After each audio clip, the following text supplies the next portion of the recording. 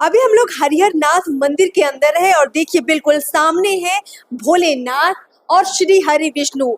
ये इकलौती ऐसी जगह है हरिहर क्षेत्र सोनपुर में जहां दोनों एक साथ है और इनका क्या महत्व है, क्यों इनकी एक साथ पूजा होती है, सब कुछ जानेंगे। यहाँ पंडित जी हैं।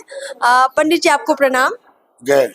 जैसे हम देख रहे हैं कि भगवान शिव और श्री हरि विष्णु एक साथ हैं, सबसे पहले ये बताइए कि ये जगह कैसे स्थापित हो गई, इसका महत्व क्या है? ये बाबा हरिहरनाथ का मंदिर है जो हरि और हर दोनों संयुक्त एक ही लिंग में है। पद्म पुराण में वर्णन आता है हरिहर क्षेत्र का। पद्म पुराण में ऐसा वर्णन है कि पूरे एशिया महादेश में 4 क्षेत्र है। 2 क्षेत्र नेपाल में है, 2 क्षेत्र इंडिया में है। एक ये हरिहर क्षेत्र, एक कुरुक्षेत्र जहाँ महाभारत हुआ है, एक बारात क्षेत्र, एक मुक्ति क्षेत्र जो नेपाल में पड़ता है। अच्छा। ये चारों क्षेत्र में महाक्षेत्र है जहाँ शिव और विष्णु दोनों एक ही शिवलिंग में है, विराजमान है। ये शिवलिंग में एक बीचे बीच रेखा नजर आ रहा है आपको।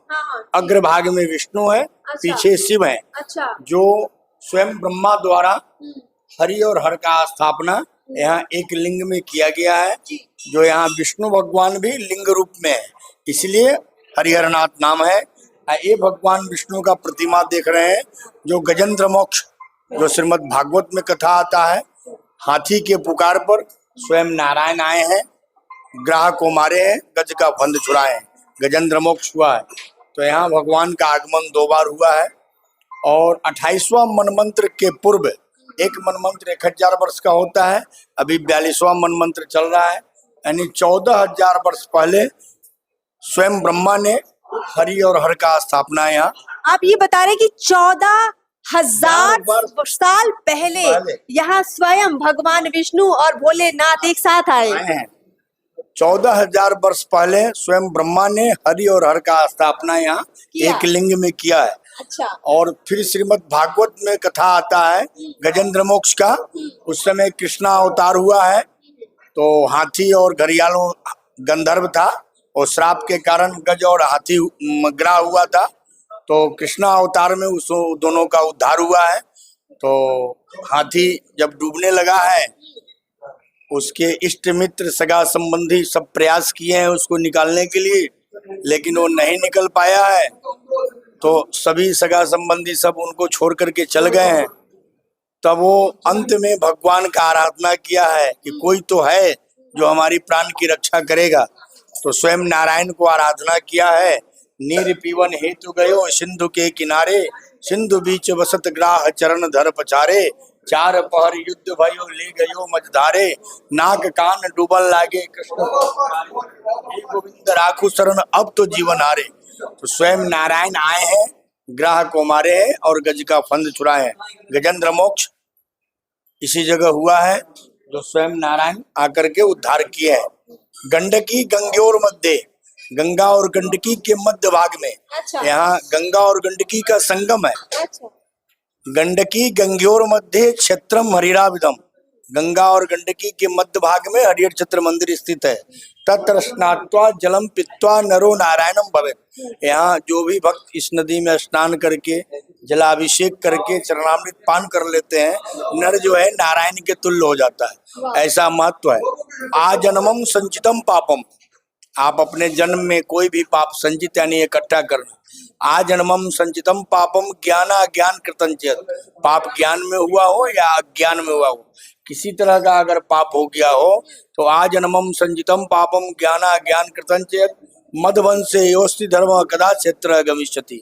अगर आपके वंश में, आपके परिवार में कोई भी आदमी आकर के यहाँ जलाभिषेक कर लेता है, उस वंश का पाप धुल जाता है। ये पद्म पुराण का श्लोक कहता है।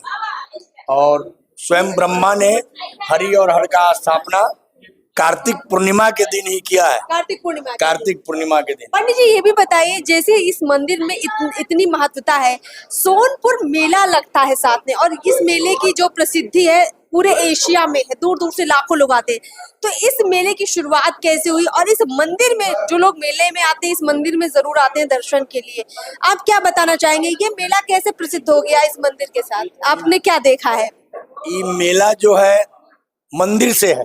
हाँ। मेला से मंदिर नहीं है, मंदिर से ही मेला है। जब स्वयं ब्रह्मा ने स्थापना किया है शिव और विष्णु का जी कार्तिक पूर्णिमा के दिन, तो जब सृष्टि है तो सभी मनुष्य यहाँ भगवान का दर्शन करने आए।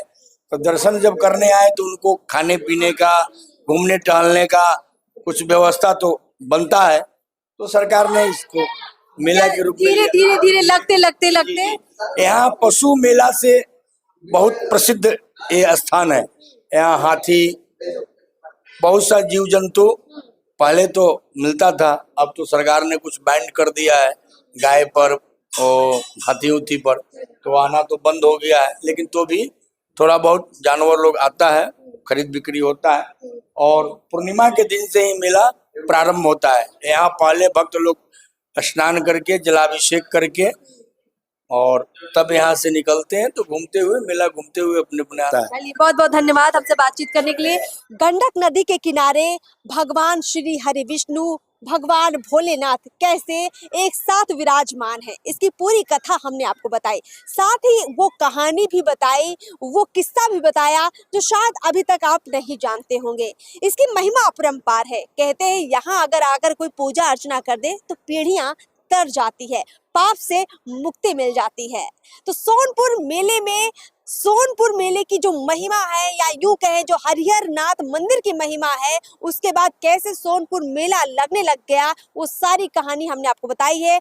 आप भी कमेंट बॉक्स में बताइए, क्या आपने कभी ये मेला घूमा है? अगर घूमा है तो जरूर बताइए, नहीं घूमा है तो घूमने जरूर आइए। चैनल को सब्सक्राइब कीजिए। नमस्कार।